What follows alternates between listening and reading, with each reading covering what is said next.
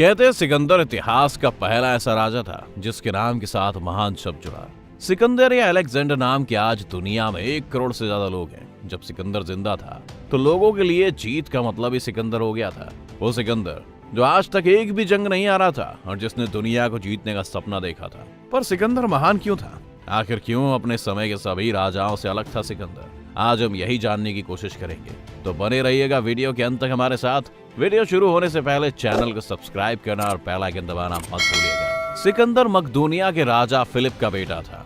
ये वो वक्त था जब ग्रीस अलग अलग रियासतों में बटा हुआ था और मकदूनिया उनमें से एक था। फिलिप का सपना ग्रीस के सभी राज्यों को इकट्ठा करके एक दिन पर्शियन एम्पायर पर कब्जा करने का था। पर्शियन एम्पायर उस वक्त के सबसे बड़े साम्राज्य में से एक था जो लगातार ग्रीस के इन छोटे राज्यों पर हमला करता रहता था। कहते हैं सिकंदर जब 12 साल का था तब उसने एक जंगली घोड़े को साध कर उसकी सवारी की। जब फिलिप ने देखा तो उसने सिकंदर से कहा कि मेरी सल्तनत तेरे लिए बहुत छोटी है, तू जा और अपनी कोई सल्तनत ढूंढ। फिलिप पूरे ग्रीस को एक साथ लाने में तो कामयाब हो गया था, लेकिन फिर सिकंदर की बहन की शादी के दिन फिलिप की हत्या कर दी गई और सारा राज सिकंदर के हाथ आ गया।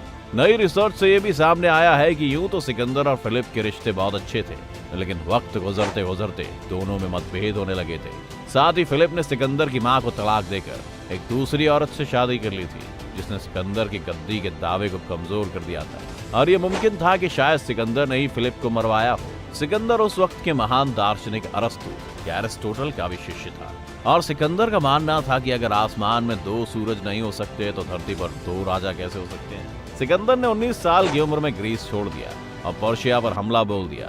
सिकंदर की वहां के राजा डेरियस के साथ 3 बार भिड़ंत हुई और आखिर में डेरियस वहां से भाग गया। ये देखकर डेरियस के सिपाहियों ने उसे कायर कहकर खुद ही मार दिया। जब सिकंदर को ये बात पता चली तो डेरियस के कातिलों को सिकंदर ने मौत की सजा दी।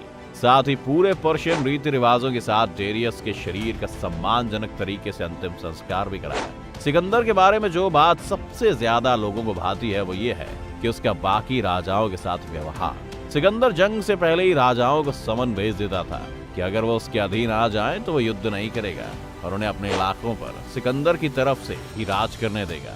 ऐसे में कई बार सिकंदर ने अपनी जीत बिना लड़े सुनिश्चित की। सिकंदर हारे हुए राजाओं की विधवाओं और उनके परिवारों के साथ भी अच्छे से पेश आता था और उन्हें किसी तरह की कोई तकलीफ नहीं होने देता था। नरेंद्र सिंह कपूर ने सिकंदर पर लिखते हुए सिकंदर को जर्नैलों का जर्नैल कहा था।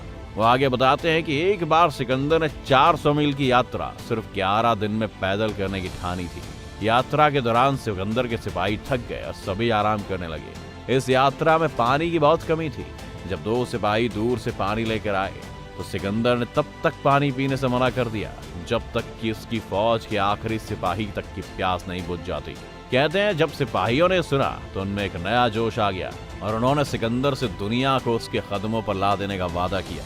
सिकंदर ने अपने इस अभियान में कई रियासतें जीती और 35 नए शहर बसाए, जिसमें से सिकंदर ने अपने नाम पर अलेक्जेंड्रिया या अलेक्जेंड्रिया रखा। सिकंदर ने जो घोड़ा 12 साल की उम्र में साधा था उसी पर सवारी करते हुए वो इस दुनिया को जीतने के अभियान में निकला। इन बसाए गए शहरों में से एक शहर का नाम सिकंदर ने अपने घोड़े के नाम झेलम पर रखा। आज ये शहर पाकिस्तान में है। सिकंदर की सल्तनत आज के ग्रीस, ईरान और इजिप्ट तक थी। जब सिकंदर ग्रीस से निकला था तो ग्रीस के सर पर कब्जा था। सिकंदर के अभियान के 50 महीनों के अंदर ही दुनिया भर की दौलत सिकंदर के कदमों में आने के लिए तत्पर थी। सिकंदर अपने अभियान में भारत की तरफ भी आया और उसने यहाँ के राजा पोरस को एक संदेश भेजा। संदेशे में सिकंदर ने कहा था कि मैं तुम्हारे राज्य की सरहद पर खड़ा हूँ, मैं चाहता हूँ तुम मुझसे मिलो और मेरा सत्कार करो। पोरस ने जवाब भेजा कि मैं तुमसे मिलूंगा, लेकिन जंग के मैदान में। जंग हुई, सिकंदर विजय रहा। पोरस और सिकंदर दोनों जख्मी थे। सिकंदर ने फिर पोरस को संदेश भेजा कि वो उनसे मिलना चाहते हैं। पोरस ने इनकार कर दिया। दूसरी बार भी जब पोरस ने इनकार किया तो सिकंदर ने अगले संदेश में कहा कि एक दोस्त का संदेश है, मैं तुमसे मिलना चाहता हूँ। और तब पोरस सिकंदर से मिलने आया। सिकंदर ने पोरस से पूछा कि जब तुम्हें पता था कि तुम हार जाओगे तब भी मुझसे जंग क्यों की?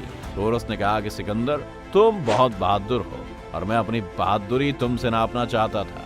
दुनिया मानती है कि तुम बहादुर हो, पर अब तुम भी मानो कि मैं भी बहादुर हूँ। सिकंदर ने इस बात से खुश होकर पोरस से पूछा कि बताओ तुम्हारे साथ किस तरह से पेश आऊं? पोरस ने कहा कि वैसे ही जैसे एक राजा को दूसरे राजा के साथ करना चाहिए। सिकंदर ने पोरस से पूछा कि तुम अब क्या चाहते हो?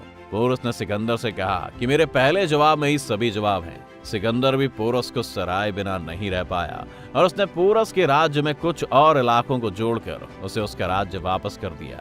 सिकंदर में सल्तनतें वापस करने की अमीरी थी। सिकंदर का चरित्र पर दुनिया के सभी राजाओं में सबसे कम दाग है। सिकंदर ने कभी किसी औरत के साथ जबरदस्ती नहीं की, बल्कि एक राजा की विधवा के साथ इतना अच्छा व्यवहार किया कि वह खुद अपनी इच्छा से उसकी पहली पत्नी बनी। सिकंदर की युद्ध कला का अध्ययन आज तक बड़े बड़े फौज के जर्नल करते रहे हैं। कहते हैं रोम के सबसे महान राजाओं में से एक जूलियस सीजर ने जब एक बार सिकंदर की एक मूर्ति देखी तो उसने सोचा कि जूलियस, तुम क्या कर रहे हो? तुम्हारी उम्र तक इस आदमी ने आधी दुनिया पर कब्जा कर लिया था। और तब जूलियस सीजर ने रोमन एम्पायर को फैलाना शुरू किया। अब पूरे यूरोप में अपना परचम लहराया। फ्रांस में नेपोलियन सिकंदर से इतना ज्यादा प्रभावित थे कि उन्होंने मिस्र पर सिर्फ इसलिए हमला करके उसे जीता क्योंकि कभी सिकंदर ने वहां राज किया था। सिकंदर अपने अंत के दिनों में दार्शनिक हो गया था और 32 साल की कम उम्र में ही सिकंदर की मलेरिया बुखार के चलते मौत हो गई थी। सिकंदर ने अपनी मौत से पहले अपने सिपाहियों को कुछ आदेश दिए थे, जिसमें से पहला था कि मेरी अर्थी को मेरा हकीम ही लेकर जाए ताकि दुनिया को पहले पता चले कि मौत से किसी को कोई नहीं बचा सकता। दूसरा उसका आदेश था कि मेरी अर्थी जहां से भी गुजरे वहां से मेरी दौलत बिखेर दी जाए ताकि लोगों को यह पता चले कि सभी दौलत एक दिन यहीं रह जाएगी। और आखिर में सिकंदर ने यह आदेश दिया था कि मेरी अर्थी से मेरे हाथ बाहर की तरफ लटके हो ताकि दुनिया ये देख पाए कि इतनी रियासतों का मालिक सिकंदर भी जब इस दुनिया से गया तो खाली हाथ ही गया। सिकंदर जैसे लोग दुनिया में बहुत ही कम होते हैं। ऐसे कई राजा आए जिन्होंने सिकंदर से ज्यादा समय तक और सिकंदर से ज्यादा जमीन पर राज किया, लेकिन सिकंदर का व्यक्तित्व कभी नहीं अपना पाए। दुनिया में एक ही सिकंदर आया और शायद इस दुनिया के लिए एक ही सिकंदर काफी था। इसलिए जब भी सिकंदर का नाम दुनिया भर में लिया जाएगा उसके साथ महान शब्द अपने आप ही जुड़ जाएगा। सिकंदर ने सिर्फ जमीनों पर कब्जा नहीं किया, उसकी वजह से दुनिया के एक तरफ के लोग दूसरी तरफ के लोगों से मिल पाए। उसने रियासतों के बीच व्यापार के रास्ते खोले और जीतने के बाद भी लोगों को सम्मान से जीने की आजादी दी। ग्रीस के दुश्मन रहे पर्शिया को भी जब सिकंदर ने जीता तो उनके मंदिर तोड़ने और उनकी संस्कृति को नष्ट करने के बजाय उसने उनकी ही संस्कृति को अपना लिया। वे फारसी लिबास पहनने लगा था और उसने एक पर्शियन औरत से शादी भी की। आपको सिकंदर के बारे में क्या लगता है? हमें अपनी राय कमेंट्स में जरूर बताएं। साथ ही वीडियो पसंद आया हो तो वीडियो को लाइक और चैनल को सब्सक्राइब करना बिल्कुल ना भूलें।